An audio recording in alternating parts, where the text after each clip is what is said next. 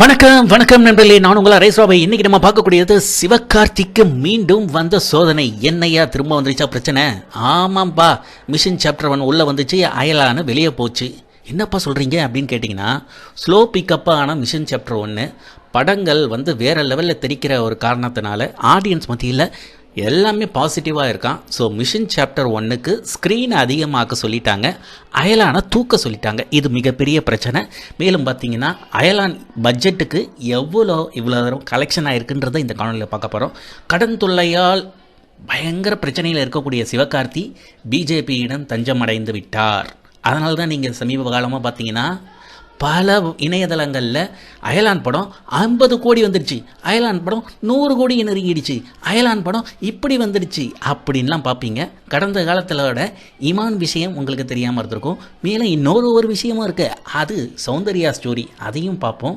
மேலும் பார்த்தீங்கன்னா 2 படம் தான் இருக்குது. அந்த 2 படமும் சம்பளம் கிடையாதுன்ற ரேஞ்சுக்கு பேசுகிறாங்க. சிவகார்த்திகேயன் நெப்போட்டிசம் வலையில் சிக்கிட்டாரா, இல்லை தனக்குத்தானே வச்சுக்கிட்ட சூனியமா? இமான் இஷ்யூ புசுனு போச்சா இல்லை பூதாகரமாக வெடிச்சதான்னு கேட்டிங்கன்னா, கிட்டத்தட்ட சிவகார்த்திகேயனோட 50% ஆடியன்ஸை கட் பண்ணிடுச்சுன்னு தான் சொல்லணும். வெறும் 4 கோடி தான் ஓப்பனிங்கு. அதே தனுஷ்கோடி இது பார்த்திங்கன்னா 18 கோடி கேப்டன் மில்லருக்கு. ஸோ இது எல்லாத்தையுமே பார்க்கும் பொழுது நம்ம அயலான் படம் சிவகார்த்திகேயன் எந்த அளவுக்கு அவர் கை கொடுத்துருக்கு, அருண் விஜய் புதுசாக இப்போ மிஷன் சாப்டர் 1 இந்த அளவுக்கு புதாகரமாக பெரிய லெவலில் வரும்னு யாருமே எதிர்பார்க்கலைங்க. நான் கூட பெருசாக எதிர்பார்க்கல. ஆனால் படம் ஸ்டார்டிங்லேருந்து எண்டிங் வரைக்குமே ரொம்ப சூப்பராக இருக்குது. அருண் விஜய் எப்பயுமே நமக்கு நல்லா தெரியும், ஸ்மார்ட்டாகவும் அதே சமயத்தில் ஆக்ஷனில் பெஸ்ட்டு அப்படின்னு சொல்லலாம். இப்போ ஸ்க்ரீன்களை இழக்கும் அயலான் என்ன ஆக போகுது போன்ற பல விஷயங்களை இந்த காணொலியில் பார்க்க போகிறோம். கண்டிப்பாக ஸ்கிப் பண்ணாமல் பாருங்கள். பல விஷயங்கள் இருக்குங்க. சிவகார்த்திக்கு பிஜேபி ஆதரவா இது ஒன்று. அடுத்து இமான் ஸ்டோரி பார்ட் 2. அது யார்? அது சும்மா ஒரு துணை இசை பாடகி. ரைட், ஓகே, அவங்க யாருன்றதையும் அதையும் பார்த்துடலாம். இது போன்ற பல சுவாரஸ்யங்களை இந்த சிவகார்த்திகேயனுடைய அயலான் படம் மூலமாக அவரையே ரிவ்யூ பண்ணிவிடுவோம். ஓகே மை டியர் ஃப்ரெண்ட்ஸ், மறக்காமல் நம்ம சேனலை சப்ஸ்கிரைப் பண்ணிவிடுங்க. வாங்க காணொலிக்கு போகலாம். ஆம் நண்பர்களே, குருவை மிஞ்சிய சிஷ்யன் அப்படின்றாங்க. அண்ணே நீங்கள் வேறு லெவல்னு என்னையா சொல்கிற அப்படின்னு கேட்டிங்கன்னா, அடுத்த ஸ்டோரி வந்துடுச்சு நம்ம சிவகார்த்திகேயனை பற்றி. லிவிங் ரிலேஷன்ஷிப்பில் இருக்கக்கூடிய பாடகி சௌந்தர்யாவோட அடுத்த இது திரும்ப வந்துடுச்சு. சிவகார்த்திகேயன் என்ன ஆக போகிறாரு அப்படின்னு நீங்கள் நினச்சிங்கன்னா, கருப்பம் குசும்புகாரம் அப்படின்னு சொல்லுவாங்கள்ல, அந்த மாதிரி தாங்க இப்போ சிவகார்த்திகேயனோட நிலைமை. இது எல்லாம் தாண்டி மனுஷன் எப்படி வெளியே வரப்போகிறாருன்னு நினச்சா, அட பாவி, நீ பல பார்ட்டு வச்சிருப்ப போல இருக்கு அப்படின்னா, இமான் வாழ்க்கையில் தான் நீ துரோகி, பல விஷயங்கள் எப்படி அப்படின்னு நினச்சோம். ஆனால் இன்னும் யூ கண்டினியூ அப்படின்ற மாதிரி இருக்குது. சரி, ரைட், ஓகே, பாவப்பட்ட ஜென்மம் அப்படின்னு நினச்சி ஒதுக்கிட்டு, சரி படமாவது நல்லா இருக்கான்னு சரி இப்போ என்ன இவருக்கு கொடுக்கலாம் ஒரு பஞ்சு டைலாக்கு அப்படின்னு பார்த்தீங்கன்னா, குத்துங்க இமான் குத்துங்க. இதுதாங்க நம்ம ஆளுக்கு. குத்துங்க இமான் குத்துங்க. பழைய டைலாக் கேட்டிருக்கீங்களா? குத்துங்க எஜமான் குத்துங்க அப்படின்னு கமலஹாசன் படம் டைலாகு. இதெல்லாம் நம்ம சேர் பாலுக்கு தெரியும். ஒரு குத்து சேர் பாலுக்கு மண்டையிலே ஊற்றணும், இன்னொரு குத்து நம்ம சிவகார்த்தியை ஒரே குத்து ஊற்றணும். ஏன்னா இது ஒரு துரோகி பச்சை பொறுக்கி, இவனுக்கு சொம்பு தூக்குது நம்ம செய்யார் பாலு. இது வேற இல்லாமல் எல்லாரும் சேர்ந்து வேற கார்னர் பண்ணுறாங்களாம். டேய், அவன் அந்த விஷயத்தை மறந்தே போயிட்டான். இவனே திரும்ப கிளப்புறான், நாங்கள் நல்லா தான் இருக்கிறோம், என் குடும்பத்தோட சந்தோஷமாக தான் இருக்கிறோன்னு சொல்லிட்டு. ஆனால் சிவகார்த்திக்கு மரண கம்பேக்குன்னு சொன்னாங்களே, காரணம் தப்புனா மரணம்னு வாங்கலை. அண்ணன் கிட்டத்தட்ட மரண பயத்தில் இருக்கிறப்பல, அது என்னன்றதையும் பார்த்துருவோம். மை டியர் ஃப்ரெண்ட்ஸ், என்னையா மரண பயம்னு கேட்டிங்கன்னா, கடன் தொல்லை அதிகமாகிடுச்சு. படங்களுக்கு சேலரியே இல்லை, சம்பளமே இல்லாமல் நடிக்கக்கூடிய சுச்சுவேஷன். இந்த சமயத்தில் தான் பிஜேபி அப்படியே கண்கொத்தி பம்பு மாதிரி தெரிஞ்சுக்கிட்டு இருந்தவங்க சிவகார்த்திகேயனுக்கு அதிகரிக்கும் கடன் தொல்லையை பார்த்துட்டு அப்படியே தூக்கி உள்ளே போட்டாங்க. உஷாராக சிவா எடுத்த அதிரடி முடிவு என்னன்னா, இதுக்கு மேலே நம்மளால முடியாதரா. திரையுலகத்தில் பல பேர் உள்ளே போயிட்டுருக்கானுங்க. ஏன் நம்ம பார்த்திங்கன்னா சிவகுமாரன் ஃபேமிலி இருக்குது பாருங்கள், அதுங்களே சரண்டரு. மேலும் நம்ம தளபதி இளைய தளபதி இருக்கார், அவரும் அந்த பக்கம் சரண்டரு. ரஜினிகாந்த் அவரும் பிஜேபியிட சரண்டர், அது நமக்கு முன்னாடியே தெரியும். ஸோ புதுசாக வந்தக்கூடிய ஒரு சங்கி மங்கி யாருன்னு பார்த்தீங்கன்னா நம்ம சிவகார்த்திகேயன். காரணம் கடன் தொல்லை, படங்கள் ஓடவில்லை. அப்போ கொடுத்தது எல்லாமே ஃபேக்கா? இப்போ தான் தெரியும் ஃபேக்கு. கழுத்தில் துண்டை போட்டு விநியோகஸ்தர்களும் ப்ரொடியூசர்களும் கேட்கும் போது தான் தெரியும். அது இன்னும் ஒரு 10-15 நாளில் தெரிய வரும். மேலும் பார்த்திங்கன்னா அயலான் படம் மிகப்பெரிய வெற்றி அப்படின்னு கேட்டிங்கன்னா புதுசாக ஏதாவது சொல்லியிருந்தா வந்திருக்குங்க. அட்லீஸ்ட் இல்லைன்னா நம்ம ஏலியனை வச்சே புதுசாக ஃபுல்லாக ஒட்டியிருந்தா கூட பரவாயில்ல. பாதி படம் அயலான் வந்து ஏலியன் போயிட்டுருக்கும் போது சூப்பராக இருந்துச்சு.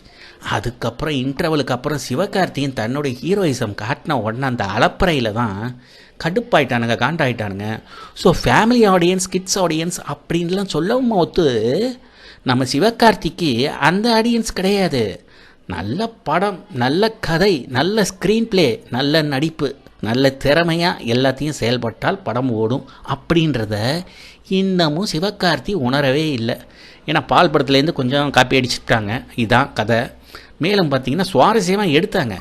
ஏன்டா நடுவில் திரும்ப எப்பயுமே இருக்கக்கூடிய தமிழ் படம் மாதிரியும் ஏலியன்ட்டேருந்து இவருக்கு வந்து தான் சொச்சோ அங்கே தாங்க பெல்ட்டி அடிச்சிடுச்சு. ஸோ இது மட்டும் இல்லாமல் இந்த அயலான் அலப்பறைகள் ஒரு பக்கம் இருந்தாலும் தவறை மறைக்க பல கோடி பணம் கொடுத்து சிக்கிய சிவகார்த்திகேயன் சின்னாபினமாக ஆக போகிறது நிச்சயம். இது அவருடைய கெரியரில் ஒரு மிகப்பெரிய கரும்புள்ளி. அது என்றைக்குமே நீங்காது. எந்த படமாக இருந்தாலும் சரி இதை வச்சே ஓட்டுவாங்க. நல்ல வேலைடா ஏலியன் தனியாக வந்துச்சு, ஏலியன் ஒய்ஃபோட வரல, ஒய்ஃபோட வந்துருச்சுன்னா சிவகார்த்திகேயன் ஓஹோ அப்படின்லாம் ஓட்ட ஆரம்பிச்சிட்டாங்க. இனிமேல் சிவகார்த்திகேயனுடைய மைண்ட் வாய்ஸ் மாதிரியே சிவகார்த்திகேயன் எப்படி மற்றவங்களை கிண்டல் அடிப்பாங்க அதே மாதிரி தான். ஏலியன் நல்ல வேலைப்பா, ஐயோ தனியாக வந்துருச்சு, ஒரு வேளை ஒய்ஃபோட வந்திருந்தா ஓஹோ அப்படின்னு நம்ம சிவகார்த்திகேயன் எப்படி பேசுகிறேன் எப்படி இருக்கும் அதை நினச்சி பாருங்கள். அதை தான் சிவகார்த்திகேயனை இப்போ வச்சு செய்கிறான். சிவகார்த்தி இப்படிப்பட்டவரா? இதுதாங்க பெரிய பிரச்சனையாக இருக்குது. என்னென்னு பார்த்தீங்கன்னா கெட்டப்பை மாற்றி செட்டப்பை மாற்றி ஆளை பார்த்தீங்களா என்னம்மா இருக்கிறாப்புல. டேய் இன்னும் நீ அடங்கலையாடா, இன்னும் எத்தனை குடும்பத்தை நீ அழிக்க போகிற? இதுதான் ஜட்ஜ்மெண்ட்டு, பீப்புள்ஸ் ஜட்ஜ். இப்படி மட்டுமா எத்தனை குடும்பத்தை நாசமாக்க போகிறானோ, கெட்டப்பை மாற்றி செட்டப்பை மாற்றி சிவகார்த்திகேயனோட செட்டப்பு எத்தனை பேரோ இணையத்தில் வைரலாகும் புகைப்படங்கள் அதனோடு சேர்ந்து வருகிறது. நாசமாக்க போகிறானோ எத்தனை குடும்பத்தை இன்னும் நாசமாக்க போகிறானோ அப்படின்னு பேச ஆரம்பிச்சிட்டாங்க. சிவகார்த்திகேயனுக்கு இது எதுக்குன்னா சொந்த காசில் சூனியம் வச்சுக்கிட்டாங்கன்னு சொல்லலாம். சொந்த காசில் சூனியம், அதுதான் நம்ம சிவகார்த்திகேயன். நீ நெப்போட்டிசம்னு கவலைப்பட தேவையில்லை, நீங்கள் எந்த ஒரு யாருடைய பின்புலமும் இல்லாமல் வந்தீங்க அப்படின்னு கவலைப்பட தேவையில்லை. ஒழுங்காக இருந்திருந்தாலேயோ நீ எங்கேயோ போயிருந்துருக்கலாம், உனக்கு அடித்த லக்கு. கவுண்டமணி மிக அழகாக ஒரு விஷயத்த சொல்லுவார் தெரியுங்களா? அதாவது இந்த மாதிரி சினிமாவுக்கு போகிறேன்னு வரும்போது ஒரு இஷ்டதெய்வமோ ஏதோ ஒன்று வந்துச்சு. தம்பி நான் தான்ப்பா அதிர்ஷ்டம், என்ன நீ இது பண்ணிக்கிட்டீங்கன்னா நான் உனக்கு ஆதரவாக இருப்பேன், நீ பெரிய அளவுக்கு வரலாம் அப்படின்னு சொல்லும் பொழுது ஒரு பழம் ஃபஸ்ட்டு அதிர்ஷ்டம் வருது. ஓ அதிர்ஷ்டம் தானே வச்சுப்போமே அப்படின்னும் போது அடுத்தது பேரும் புகழும் அப்படின்ற ஒரு இது வந்துச்சான், அதையும் அரவணைச்சிக்கிட்டாப்லையாம். கடைசியாக திறமைன்னு ஒன்று வந்துச்சான். திறமையா இது ரெண்டே இருக்குது எனக்கு, இதுக்கு மேலே எதுக்கு எனக்கு திறமை அப்படின்னு ஒட்டி விட்டுட்டு போயிட்டாப்லையாம். கடைசியாக பார்த்தீங்கன்னா என்ன ஆச்சுன்னா ஒரு படம் நடித்தாப்புல, அந்த படம் அட்டர் ஃப்ளாப்பான் அந்த பையனுக்கு. அதுக்கு அடுத்தது அந்த மூணாவதாக வந்தது பாருங்கள் திறமை, அப்போ தான் வந்துச்சான். இப்போ புரியுதாப்பா திறமை எவ்வளோ முக்கியன்ட்டு. அதாவது அதிர்ஷ்டமோ பேரும் புகழமோ எல்லாமே முக்கியம்தான், ஆனால் திறமை அதை விட ரொம்ப முக்கியம். இப்போ உங்கள் திறமை என்ன அப்படின்றது உங்களுக்கு தெரியும். ஆனால் இந்த ஃபீல்டை பொறுத்த வரைக்கும் அதுக்கு என்னென்ன தேவை? நல்ல கதையம்சம் உள்ள படங்கள், அதை செலக்ட் பண்ணுங்கள். உங்களுடைய நடிப்பு திறனை இன்னும் கொஞ்சம் பார்த்துக்கோங்க. எப்பயுமே சிவகார்த்தி மனசில் விஜயோ இல்லை சூப்பர் ஸ்டார் ரஜினிகாந்த் தான் உள்ளார அப்படியே அன்கான்ஷியஸாக சப்கான்ஷியஸ் லெவல் மைண்டில் உள்ளார போயிடுச்சு. அதனால் இவருடைய நடவடிக்கை, இவருடைய பேச்சுக்கள் அந்த படத்துலேயே பார்த்திங்கன்னா அதில் வெளிப்படமாக வரும்போது அது கொஞ்சம் போர் அடிக்கிற மாதிரி இருக்குது. இதே டாக்டர் படம் பார்த்திங்கன்னா அப்படி இருக்காது. சிவகார்த்திகேயனை ஒரு வேறு பரிணாமத்தில் நம்ம பார்த்துருக்க முடியும். என்று சிவகார்த்திகேயன் இதிலேருந்து வெளியே வராரோ அன்னைக்கு தான் அவருக்கு, நமக்கு யாருக்கும் சிவகார்த்திகேயனும் வன்மம்லாம் கிடையாதுட்டு.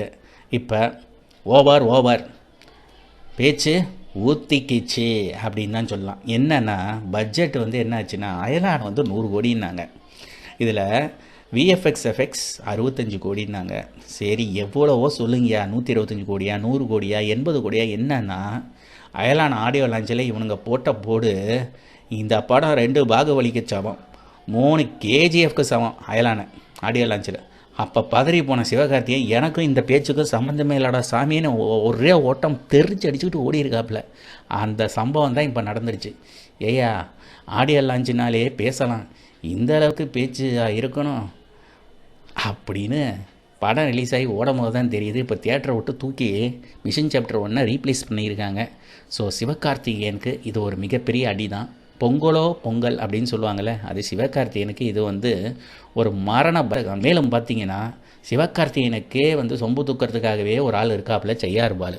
இந்த மாதிரி பிரச்சனையில் சந்திச்சுட்டு இருக்கிற சமயத்தில் ரஜினி கை கொடுத்து விட்டார், ரஜினி எஸ்கேவை ஆதரித்து விட்டார் அப்படின்லாம் சொன்னவனுங்க ஆடியோ லான்ச் அப்போ தான் சிவகார்த்திகேயன் சொல்கிறான். அது வரைக்கும் சொல்லலை. ஆடியோ லான்ச் அப்போ எனக்கு வந்து எந்த ஒரு விதமான ஊர்ஜனமான தகவல் அங்கேருந்து வரலை. 171 தலைவரோட 171 அதில் நடிக்கிறதுக்கு எந்த ஒரு இதுவும் வரல அப்படின்னு அவுத்து விட்டாப்புல. ஏன்னா இதுக்கு மேலே வந்து சிவகார்த்திகேயனெல்லாம் யாரும் கூப்பிடலப்பான்னு அந்த பக்கம் சொல்லிட்டாங்கன்னா அதை விட அசிங்கம் வேறு எதுவும் தேவையில்லைல்ல. அது சிவகார்த்திகேயன் அடித்த சாணியா இல்லை செய்யார் பாலு மூஞ்சில் அடித்த சாணியான்றது அது நீங்கள் தான் வந்து அதை தெரிஞ்சுக்கணும்.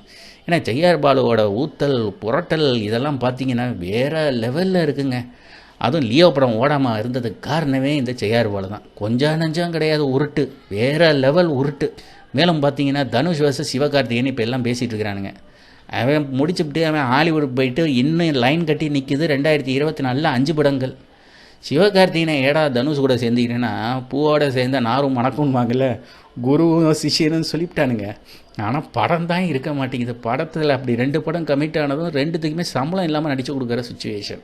ஒன்று புரிஞ்சுக்கணுங்க, இது சிவகார்த்திகேயன் மீது எனக்கு வன்மம் எதுவும் கிடையாது. தனுஷும் இது போன்று, அதாவது காலா படம் வந்து ஃபெயிலியர் ஆனப்போ யார், ரஜினிகாந்த் மாமனார் தானே, சம்பளத்தில் ஏதாவது ஒரு இதை வந்து ஹெல்ப் பண்ணி இருந்துருக்கலாம். சரி ஃபெயிலியர் ஆகிடுச்சு அப்படின்ட்டு ஒரு பைசா கொடுக்கல. 5 படங்களுக்கு சம்பளமே வாங்காமல் நடித்தார் தனுஷ் அதனை ஈடுகட்டுவதற்கு. அதுக்கப்புறமா எவ்வளோ 100 கோடியில் வீடு கட்டினாப்புல.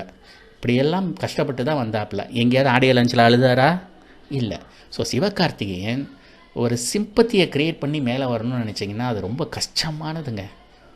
ஏற்கனவே உங்கள் கேரக்டர் வந்து ஒரே குஷ்டமாக இருக்குது. நீங்கள் செய்கிற இந்த வேலையெல்லாம் பார்த்தா ரொம்ப கஷ்டமாக இருக்குது.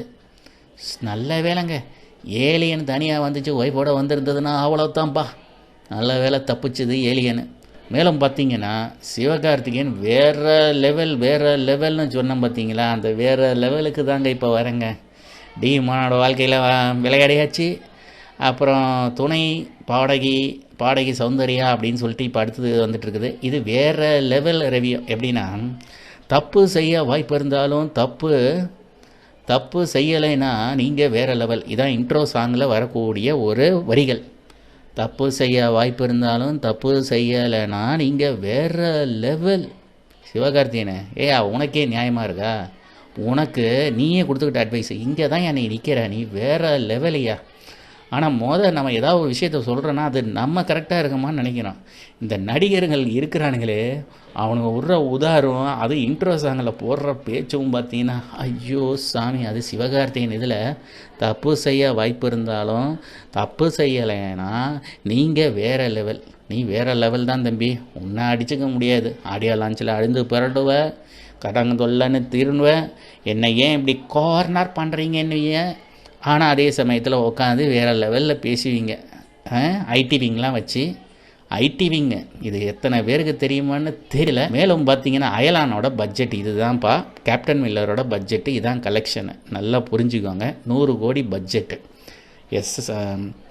கிராஃபிக்ஸ்க்கு மட்டுமே பார்த்தீங்கன்னா இந்த ஏலியனோட இதை வந்து 65 crores சொன்னாங்க. அது எந்த அளவுக்கு உண்மைன்னு தெரியல.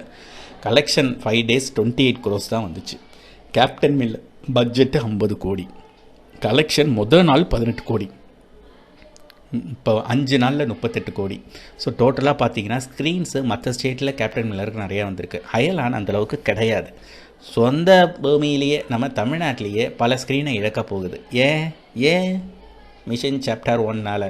ஸோ இப்போ நீங்கள் புரிஞ்சுக்கோங்க, சிவகார்த்திகேயன் தன்னுடைய ட்ராக்கை, தன்னுடைய பங்களிப்பை எந்த அளவுக்கு மாற்றிக்கணுன்றதை நிறைய டிஸ்கஸ் பண்ணிட்டோம். இதுதான் கலெக்ஷன், இவ்வளோ பட்ஜெட். இப்போ கேப்டன் மில்லர் கண்டிப்பாக 100 கோடி லாபியை தொட்டுரும். ஏன்னா சேட்டலைட் ரைட்ஸு அது இதெல்லாம் இருக்குது. சேட்டலைட் ரைட்ஸு அதெல்லாம் பார்த்தா அயலான் போட்ட காசை எடுக்குவான்றதே பெரிய சந்தேகம். இப்படி இருக்கும் போது 1000 2000 அப்படின்ற மாதிரி கேப்டன் மில்லரை விட அயலான் 50 கோடி 100 கோடி 200 கோடி குவிகிறார். பெக்கர் பால் யாருன்னு தெரியுதா? டீ கிளாஸ் வச்சுக்கிட்டு ஒரு ஆள் பார்த்தீங்கல்ல, அவரே தான். சரி, நமக்கு என்னங்க, எவன் எவ்வளோ இதை எடுத்தால் என்ன, சும்மா ஒரு ரிவ்யூ போட்டேன். உங்களுக்கு பிடிச்சிருந்தா பாருங்கள், காமெண்ட் நல்லா பண்ணுங்கள், நிறைய டிஸ்கஸ் பண்ணுவோம் இதை பற்றி. ஓகே.